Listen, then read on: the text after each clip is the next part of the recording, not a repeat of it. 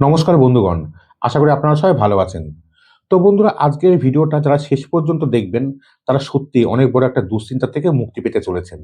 কারণ আজ নির্বাচন কমিশনের তরফ থেকে এমন একটা পরিষ্কার আপডেট এসেছে, যেটা জানার পর বহু ভোটার নিশ্চিন্তে ঘুমোতে পারবেন। এসআর এর ফাইনাল ভোটার লিস্টে কোন কোন ভোটারের নাম 100% থাকবেই, সেটা স্পষ্ট করে জানিয়ে দেওয়া হয়েছে নির্বাচন কমিশনের তরফ থেকে। অনেকে ভয়ে রয়েছেন, আমার নাম কি কাটা যাবে? হিয়ারিং নোটিশ তো আসেনি, তাহলে কি হবে? হিয়ারিং এ গিয়েছিলাম কিন্তু নাম উঠবে তো? এইসব প্রশ্নের একদম পরিষ্কার উত্তর আজকে ভিডিওতে পেয়ে যাবেন। তাই ভিডিওটা শুরু থেকে শেষ পর্যন্ত মন দিয়ে দেখবেন। আর যদি নতুন হয়ে থাকেন, এখনই চ্যানেলটা সাবস্ক্রাইব করে পাশে বেল আইকনটা চাপ দিয়ে অল নোটিফিকেশন অন করে রাখুন। তা বন্ধুরা, আপনারা জানেন এই মুহূর্তে গোটা পশ্চিমবঙ্গ জুড়ে এসআইআর সংক্রান্ত হিয়ারিং প্রক্রিয়া চলছে।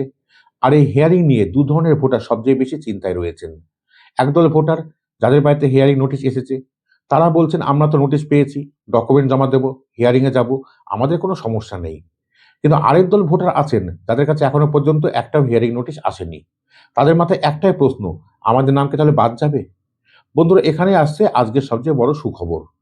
দেখুন, নির্বাচন কমিশনের তরফ থেকে ইতিমধ্যেই লজিক্যাল ডিসক্রিপেন্সি এবং আনম্যাপড ভোটার এই দুই ক্যাটেগরির ভোটারদের তালিকা প্রকাশ করা হয়েছে। এই তালিকা টাঙানো হয়েছে পঞ্চায়েত অফিস, ওয়ার্ড অফিস এবং ব্লক অফিসে। এখন খুব সহজ ভাষায় বিষয়টা বুঝে নিন। যদি এই তালিকায় আপনার নাম থাকে তাহলে বুঝবেন আপনার জন্য হিয়ারিং নোটিশ ইস্যু হয়েছে।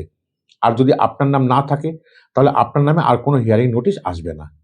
এখন প্রশ্ন আসছে, হিয়ারিং নোটিশ না এলে কি নাম অটোমেটিক ফাইনাল লিস্টে উঠে যাবে? হ্যাঁ বন্ধুরা, একদম ঠিক ধরেছেন। নির্বাচন কমিশনের রিপোর্ট অনুযায়ী যাদের নাম খসড়া বা ড্রাফট ভোটার লিস্টে ছিল কিন্তু বাড়িতে কোনো হিয়ারিং নোটিশ আসেনি, তাদের নাম স্বয়ংক্রিয়ভাবে চূড়ান্ত ভোটার তালিকায় চলে যাবে। এটা কমিশনের তরফ থেকে পরিষ্কার করে জানিয়ে দেওয়া হয়েছে। তবে একটা কাজ অবশ্যই করবেন, আপনারা একবার নিজের এলাকার পঞ্চায়েত অফিস বা ব্লক অফিসে টাঙানো তালিকা দেখে নেবেন। আপনার নাম সেখানে নেই তো? যদি না থাকে তাহলে নিশ্চিন্ত থাকুন, আপনার নাম অটোমেটিক ফাইনাল লিস্টে উঠবে। এখন আসি দ্বিতীয় ক্যাটেগরির ভোটারদের কথায়। যাদের বাড়িতে হিয়ারিং নোটিশ এসেছে এবং যারা হিয়ারিং এ গিয়ে অংশগ্রহণ করেছেন, এই ভোটারদের ভবিষ্যৎ পুরোপুরি নির্ভর করছে আপনি কোন কোন ডকুমেন্ট জমা দিয়েছেন তার উপর। নির্বাচন কমিশন মোট ১৩টি নির্দিষ্ট নথির তালিকা প্রকাশ করেছিল। এই তালিকার মধ্যে মাধ্যমিকের অ্যাডমিট কার্ডও গ্রহণযোগ্য করা হয়েছে। যদি আপনি এই ১৩টি নথির মধ্যে যেকোনো একটি বৈধ ডকুমেন্ট দেখিয়ে থাকেন, তাহলে আপনার নামও ফাইনাল ভোটার লিস্টে থাকবেই। কিন্তু যদি আপনি এই তালিকার বাইরে অন্য কোনো ডকুমেন্ট জমা দিয়ে থাকেন, তাহলে সমস্যায় পড়বেন। আর এই ভুলের কারণেই ইতিমধ্যে পশ্চিমবঙ্গের লক্ষ লক্ষ ভোটারের নাম বাতিল হয়েছে। খসড়া তালিকা প্রকাশের আগেই প্রায় ৫৮ লক্ষের বেশি নাম বাদ গেছে এবং সূত্র মারফত খবর এই সংখ্যা সামনে গিয়ে ১ কোটিও ছুঁতে পারে। আপনারা অনেকেই জানেন, এই পুরো বিষয়টা নিয়ে রাজ্যের মুখ্যমন্ত্রী মমতা বন্দ্যোপাধ্যায় নিজেও আপত্তি জানিয়ে দিল্লিতে গেছেন। জাতীয় নির্বাচন কমিশনের সঙ্গে সাক্ষাতের পর তিনি অসন্তোষ প্রকাশ করেছেন। তবে সেই রাজনীতি আজকের ভিডিওর বিষয় নয়। আজকের আপডেট একটাই, দু ধরনের ভোটারের নাম ১০০% এসআর এর ফাইনাল লিস্টে থাকবেই।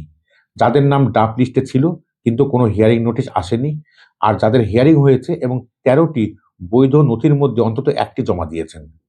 আপনি যদি এই দুটির মধ্যে পড়েন তাহলে নিশ্চিন্ত থাকুন, আপনার নাম কাটা যাচ্ছে না। তাই বন্ধুরা, হাতে আর বেশি সময় নেই। ১৪ই ফেব্রুয়ারি এসআইআর এর চূড়ান্ত ভোটার তালিকা প্রকাশিত হতে চলেছে। তা বন্ধুগণ, এই ছিল আজকের প্রতিবেদন। ভিডিওটা ভালো লাগলে অবশ্যই লাইক করবেন আর বন্ধুদের সঙ্গে শেয়ার করবেন। আর এমন আপডেট পেতে চ্যানেলটিকে সাবস্ক্রাইব করে আমার পাশে থাকবেন। আবার দেখা হবে পরের ভিডিওতে। ভালো থাকবেন, সুস্থ থাকবেন।